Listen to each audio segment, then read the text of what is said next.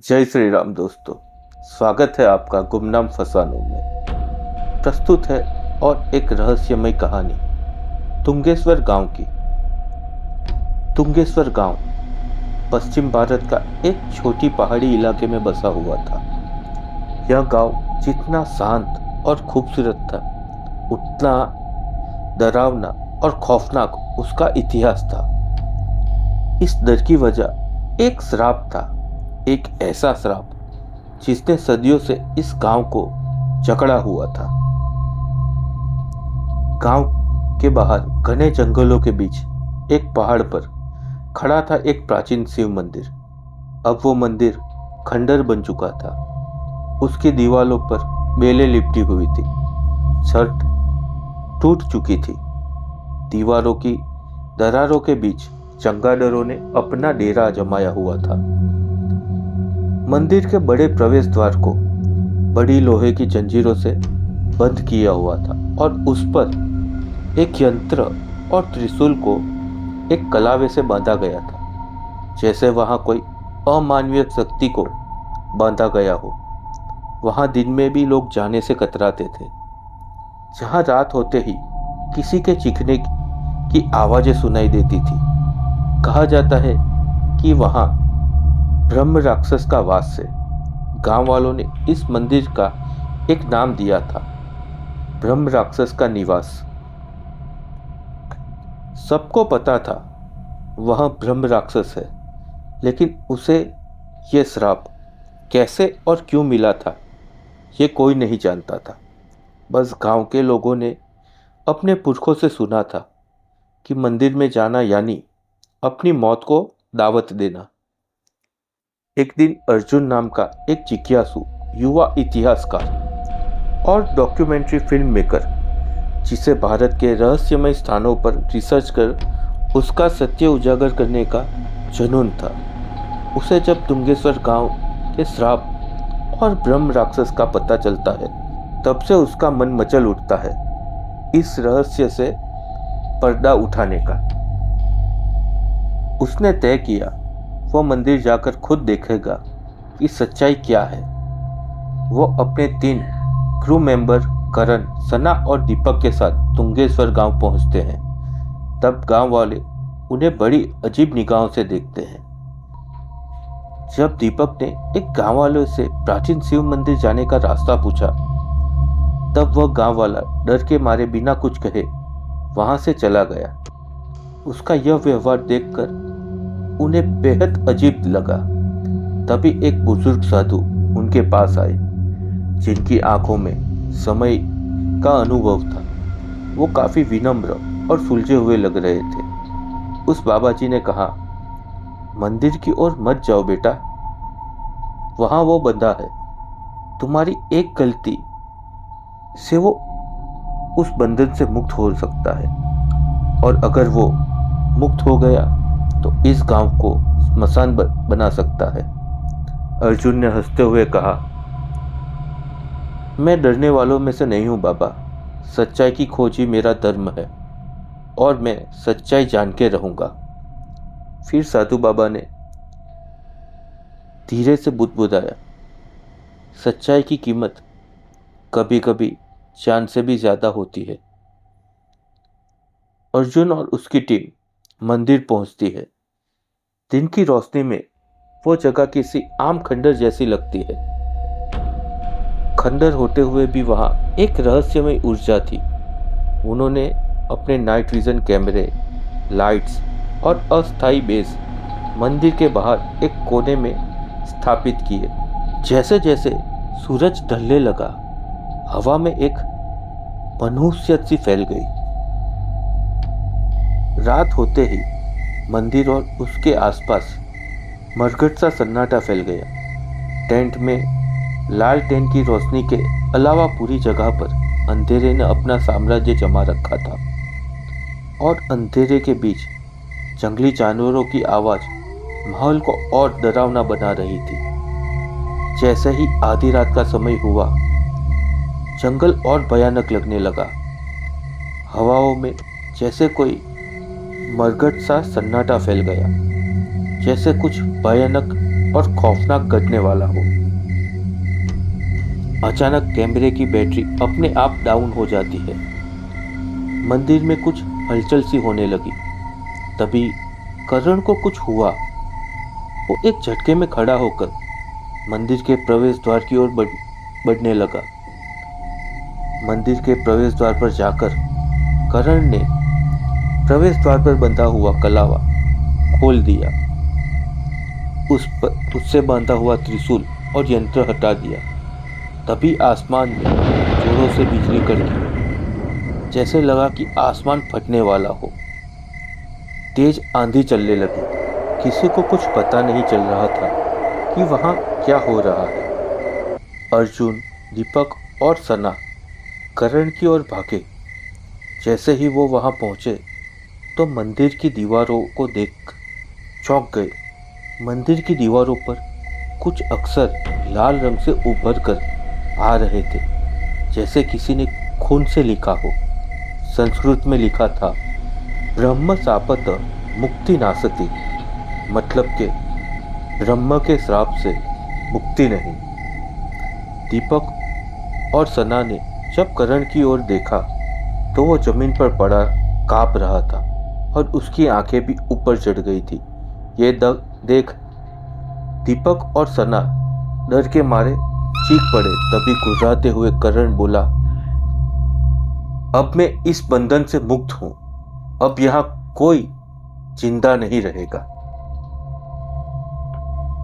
तभी वहां वो बूढ़े साधु आ गए जो अर्जुन को गांव में आते समय मिले थे। उनके एक हाथ में कमंडल था।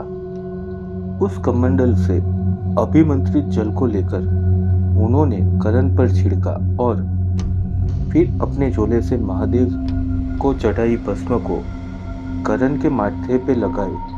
तब जाकर करण शांत हुआ। फिर वो बूढ़े बाबा सबको वहां से गांव के सर्किट हाउस ले आए। करण की हालत कुछ ठीक नहीं थी। उसे तेज बुखार था। गांव के एक वैद्य ने करण का इलाज किया। जब सब सोने चले गए तब अर्जुन ने बाबा से पूछा, करण को क्या हुआ था? उस मंदिर में ऐसा क्या है जिससे पूरा गांव इतना खौफ खाता है? तब बाबा बोले, अभी तुम आराम करो, हम सुबह शांति से इस बारे में बात करेंगे। इतना कहकर बाबा वहां से चले गए। पर अर्जुन को पूरी रात नींद नहीं आई। वो पूरी रात मंदिर और उसके रहस्य के बारे में सोचता रहा। सुबह जब अर्जुन ने बाबा से इसके बारे में बात की तब बाबा ने कहा, ये रहस्य काफी पुराना है, कई 100 साल पुराना है। पूरी कहानी तो किसी को पता नहीं, पर लोग कहते हैं वहां कोई ब्रह्म राक्षस है जिसको वहां मंदिर में बांधा गया है। इस बात का पता मंदिर में जाकर ही चल सकता है। कई जानकारों को कहना है कि मंदिर में एक ग्रंथ है जो उसको वापस उस जगह पर बांध कर रख सकता है, पर वो ग्रंथ कहाँ है किसी को मालूम नहीं। तभी अर्जुन ने पूछा, हम उसको खत्म नहीं कर सकते? तब बाबा ने कहा, वो ब्रह्म राक्षस है, वो कोई आम आत्मा नहीं। वो अपने जीवन काल में वेद, उपनिषद और शास्त्रों का प्रखर पंडित था। उसके कर्मों के कारण वो इस योनि में पहुंचा है। शायद उसने कोई महापाप किया होगा। वो कौन था, क्यों उसे ये श्राप मिला, ये तो मैं भी नहीं जानता। इन सब बातों का पता हमें मंदिर के अंदर जाके ही चल सकता है। अर्जुन पूरा दिन इस सोच में पड़ा रहा कि उस ग्रंथ को मंदिर में कहाँ ढूंढे। पूरे गांव को अर्जुन और उसके दोस्तों के साथ हुई ये घटना का पता चल गया था। गांव के लोगों को ये एहसास हो गया था कि अब पूरे गांव पर मौत अपना कहर बरसाएगी। ब्रह्म राक्षस अब किसी को नहीं छोड़ेगा। शाम होते ही सब लोग अपने घर में चले गए। शाम के 6 बजे ही पूरी बस्ती शांत हो गई थी, जैसे वहां कोई रहता नहीं हो। पूरा गांव जैसे वीरान हो चुका था। इंसान तो इंसान, जानवर और पक्षी भी अपने अपने ठिकानों में घुसकर बैठ गए थे। तभी राजेश नाम का एक युवक, जो अपने खेत में खत्म करते करते काफी देर हो गई थी, तकरीबन रात के 8-9 बज गए होंगे, वो अपने खेत से जब घर को लौट रहा था, तभी राजेश को पीछे से किसी ने आवाज दी। राजेश ने पीछे मुड़ के देखा, लेकिन वहां कोई नहीं था। उसे लगा उसका वहम होगा। फिर वो जैसे ही पलट कर जाने लगा, तभी उसके सामने एक बड़ी सी आकृति खड़ी थी। 7-8 फीट की आकृति, भयानक रूप, खून से लथपथ मुंह, लाल आंखें, 4 हाथ। वो ब्रह्म राक्षस था। उसने राजेश को गले से पकड़कर हवा में उठा लिया। दूसरे हाथ से उसने राजेश का धड़ पकड़कर इतनी जोर से खींचा कि उसकी सर के साथ उसकी रीढ़ की हड्डी पूरी तरह धड़ से अलग हो गई और उसका शरीर 2 हिस्सों में विभाजित हो गया। फिर ब्रह्म राक्षस राजेश का खून पीने लगा। बाद में ब्रह्म राक्षस ने कहा, अब तुंगेश्वर में कोई जिंदा नहीं बचेगा। इतना कहकर वो अट्टहास्य करने लगा।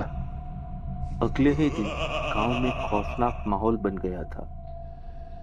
गांव के लोगों के 10-15 मवेशी गायब थे। जब गांव वाले ढूंढते ढूंढते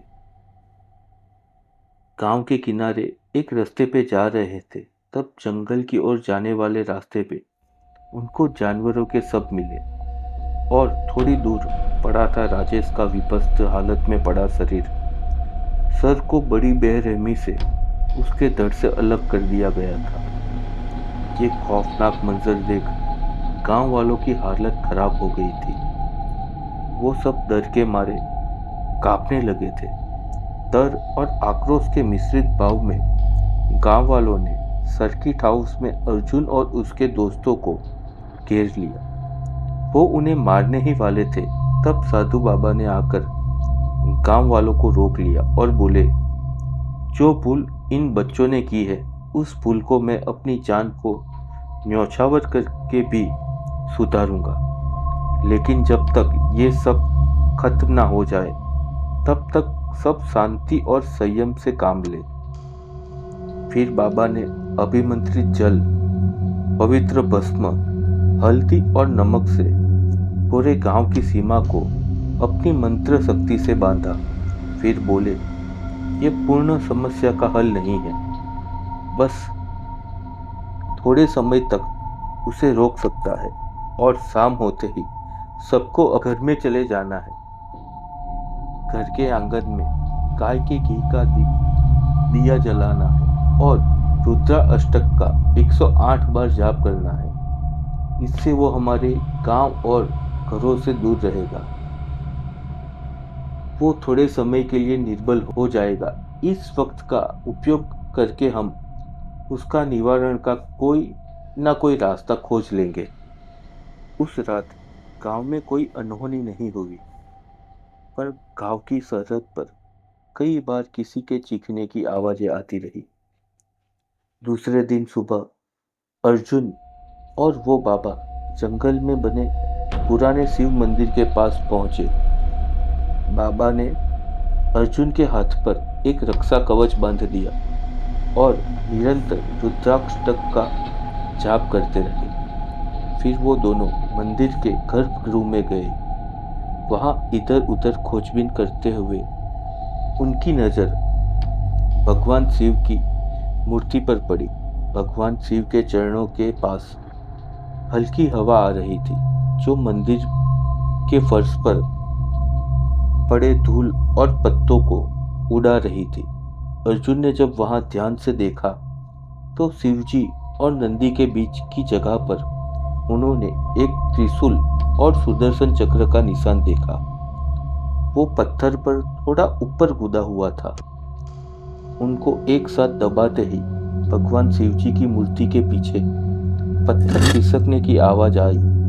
जब उन्होंने वहां देखा, तब वहां एक पत्थर थोड़ी दूर खिसक गया था। उस पत्थर को जैसे ही उन्होंने वहां से हटाया तो उसके नीचे उन्हें एक संदूक मिला जिस पर एक त्रिशूल के साथ कलावा बांधा गया था। अर्जुन और बाबा ने उस संदूक को लेकर गांव लौट आए।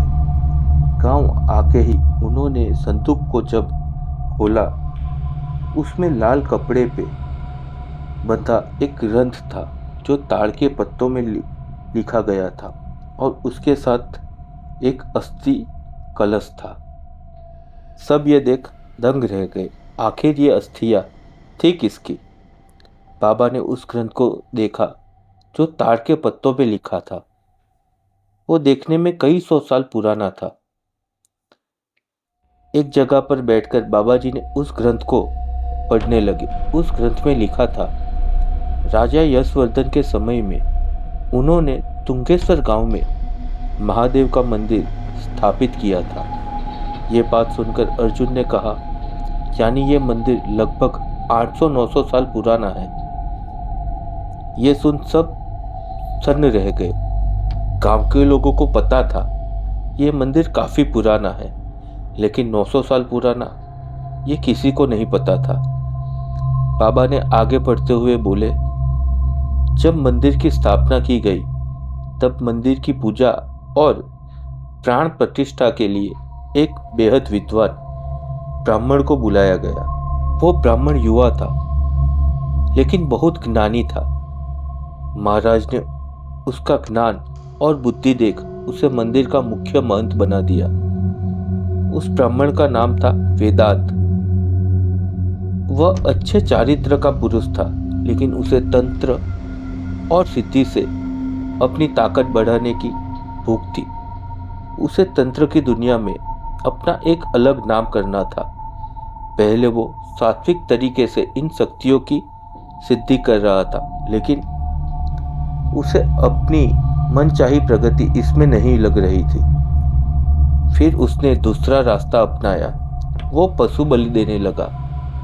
इतने से वो नहीं रुका। उसने कई नर बलि दी। कुंवारी कन्याओं की बलि देने लगा। सीमा तो तब पार हुई जब उसने अमर होने के लिए 100 नवजात बच्चों की बलि देने का सोचा। वेदांत के इस अत्याचार से पूरा गांव त्राहिमाम हो गया। आए दिन कभी कोई पुरुष तो कभी कोई कन्या गायब हो जाती और फिर वो कभी ना मिलते। जब वेदांत ने नवजात बच्चे की बलि देने के लिए एक नवजात शिशु को गांव से अपहरण कर लिया, तब एक गांव वाले ने उसे देख लिया और उसका पीछा किया। उसने देखा वेदांत किसी बड़े हवन की तैयारी कर रहा है, लेकिन वो किसी भगवान की नहीं बल्कि शैतान की प्रतिमा रखकर उसका अनुष्ठान करने वाला है। वो गांव वाला तुरंत भागकर गांव के मुखिया के पास गया। वहां जाकर उसने मुखिया को सारी बात बता दी। पहले तो मुखिया ने उसकी बात को माना नहीं, इसलिए वो मुखिया को उस जगह पर ले गया जहां वेदांत ये सारी विधि कर रहा था। ये सब देखकर मुखिया चौंक गया। वो दोनों उल्टे पांव वहां से भाग गांव लौट आए। मुखिया ने तुरंत सब गांव वालों को इकट्ठा किया और गांव वालों के सामने वेदांत की हकीकत बयां कर दी, लेकिन सबको वेदांत से डर लगता था। सबने उसकी शक्तियों को कई बार देखा था कि वो चुटकियों में भूत प्रेत को पकड़कर अपने पास गुलाम बनाकर रखता था। लोगों को लगता था वेदांत सबकी मदद करता था, लेकिन वो खुद पहले उनको भूत प्रेत के चंगुल में फंसाता और फिर अच्छे बनने का पाखंड चलाता था। उसी समय साधुओं की एक टोली तुंगेश्वर गांव में आ पहुंची। वो सब देखने में काफी शांत थे। उनके चेहरे पर काफी तेज था, आंखों में ममतामयी करुणा। मुखिया ने देखा और वो तुरंत उनके चरणों में गिरकर मदद की गुहार लगाने लगा। तभी उनमें से एक साधु बोले, क्या हुआ? हमें बताइए, आखिर क्या बात है जो तुम इतने व्याकुल लग रहे हो? तब मुखिया ने उन्हें पूरी बात बता दी। साधु बोले, डरो मत, हमारे गुरुजी सब ठीक कर देंगे। तभी एक दूसरे साधु, जिनकी उम्र लगभग 70-80 साल की थी, वो आगे आए। ये साधु दूसरे साधुओं के गुरुजी थे। शांतचित, सफेद बाल और लंबी दाढ़ी, कपाल पे चंदन का तिलक, गले में रुद्राक्ष की माला और सफेद धोती। ये कृष्णदास जी थे, जिन्हें सब गुरुजी कहकर पुकारते थे। कृष्णदास जी ने कहा, मुझे वहां ले चलो, मैं उसे रोकने की कोशिश करूंगा। मुखिया कृष्णदास जी और सभी को लेकर वहां पहुंचे। तब संध्या का समय हो चला था। वेदांत अनुष्ठान की तैयारी में लगा था। उसने एक बलि वेदी बनाई थी और हवन के लिए वहां सामान रखा हुआ था। तभी कृष्णदास जी ने एक गरज के साथ कहा, रुक जा मूर्ख, तू ये करके अमर नहीं हो सकता। जो जन्म लेता है वो मरता भी है, ये जीवन का एक सत्य है। मुखिया के साथ सबको देखकर वेदांत क्रोधित हुए बोला, ये जीवन मरण तुम जैसे तुच्छ प्राणियों के लिए है, मेरे जैसे शक्तिशाली पुरुष के लिए नहीं। तब गुरुजी ने कहा, मत कर इतना घमंड अपनी पिशाचिक शक्तियों पे, तू उस ईश्वर की शक्ति के आगे कुछ नहीं। वेदांत फिर तमतमाते हुए बोला, मैं तुम्हारे ईश्वर और उसकी सत्ता से बाहर चला गया हूं। अब मेरा तू या तेरा ईश्वर कुछ नहीं बिगाड़ सकता। देखना चाहता है मेरी ताकत तो देख, मैं इस मंदिर और इस ईश्वर को अभी मिट्टी में मिला देता हूं। इतना कहकर वेदांत अपनी तांत्रिक शक्तियों से भगवान शिव की मूर्ति को तोड़ने की कोशिश करने ही वाला था। तब अचानक आसमान में जोर से बिजली कड़की और आकाशवाणी हुई, हे मूर्ख तांत्रिक, तुझे बेहद घमंड है अपनी शक्तियों पे। मैं तुम्हें श्राप देता हूँ। तुझे जिस ज्ञान का दुरुपयोग किया, अपनी जिन शक्तियों से तुझे इतना अभिमान है, वही ज्ञान और शक्तियाँ तेरे विनाश का कारण बनेगी। तो कभी मुक्त नहीं होगा। तू हमेशा ब्रह्म राक्षस बनकर इसी मंदिर में बंधा रहेगा। तुझे कभी मुक्ति नहीं मिलेगी। ये सुन कृष्णदास जी ने प्रार्थना करते हुए कहा, इसे इतना बड़ा श्राप ना दे देव। शक्तियों की लालच में ये बहक गया था और यह पाप कर बैठा। फिर से आकाशवाणी हुई, ये श्राप विफल नहीं होगा। लेकिन ब्रह्म राक्षस की आत्मा तभी मुक्त होगी जब उसका कर्म, उसकी अस्थियां और उसके पाप एक ही अग्नि में भस्म होंगे। परंतु जो ये अग्नि जलाएगा वो स्वयं मृत्यु को आलिंगन करेगा। तभी फिर से बिजली कड़की और सीधे वेदांत पर गिरी। वेदांत चीखते हुए जल के भस्म हो गया, लेकिन वो मरा नहीं। उसकी अहंकारी आत्मा राख से बाहर निकली और बन गई एक विकराल अमर प्रेत, एक ब्रह्म राक्षस। अब उसका शरीर छाया से बना था, आंखें अंगारों के जैसी जलती थी, उसके पंजे लोहे जैसे भारी थे और उसकी सांसों में मौत की दुर्गंध थी। वो मंदिर की गहराइयों में कैद कर लिया गया था, लेकिन वो कभी सोया नहीं। ये थी ब्रह्म राक्षस की सच्चाई, जो ग्रंथ में लिखी हुई थी, जो बाबा जी ने अर्जुन, उसके दोस्तों और गांव वालों को पढ़कर सुनाई। तभी सभी ने निश्चय किया कि हम सब मिलकर ब्रह्म राक्षस का पूरे विधान से यज्ञ करेंगे। बाबा जी ने कहा, यह आसान नहीं होगा।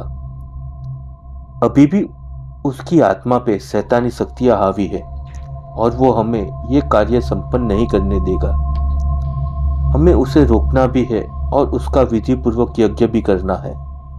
तब अर्जुन ने कहा, बाबा जी हम कैसे ये कर सकते हैं? बाबा जी ने कहा, इसका इलाज है मेरे पास।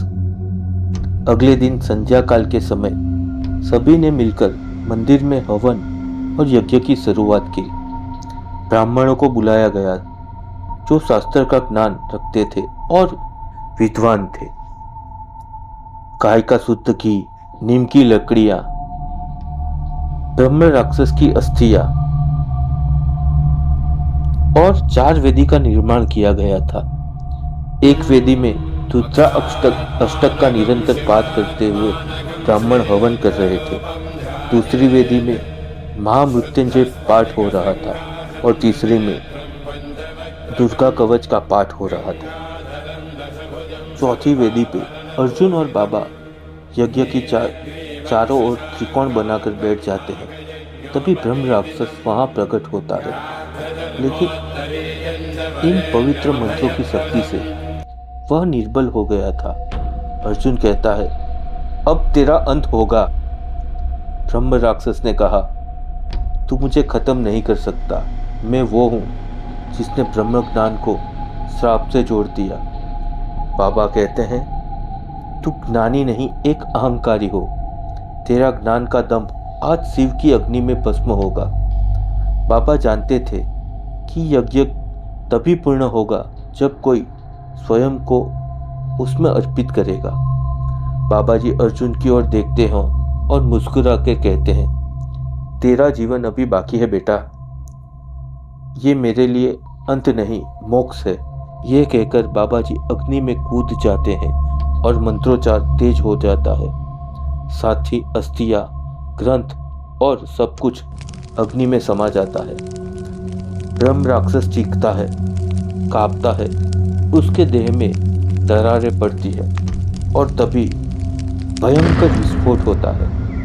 अगली सुबह सूरज की पहली रोशनी मंदिर पे पड़ती है, जैसे किसी पाप से मुक्ति मिली हो।